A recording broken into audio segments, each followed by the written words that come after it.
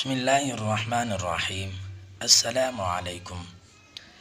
نبی کریم صلی اللہ علیہ وسلم نے ارشاد فرمایا، حدیث شریف میں ہے کہ حضور اکرم صلی اللہ علیہ وسلم نے ایک روز اپنے اصحاب رضی اللہ عنہم سے پوچھا، تمہارے نزدیک سب سے بڑا ایمان والا کون ہے؟ تو اصحاب نے کہا، فرشتے ہوں گے۔ تو آپ صلی اللہ علیہ وسلم نے فرمایا، بھلا وہ ایمان کیوں نہ لاتے؟ انہیں تو وحی خدا ہے۔ صحابہ رضی اللہ عنہم نے کہا، پھر ہم ہوں گے۔ تو آپ صلی اللہ علیہ وسلم نے ارشاد فرمایا، تم ایمان کیوں نہ لاتے؟ تم میں تو میں خود موجود ہوں۔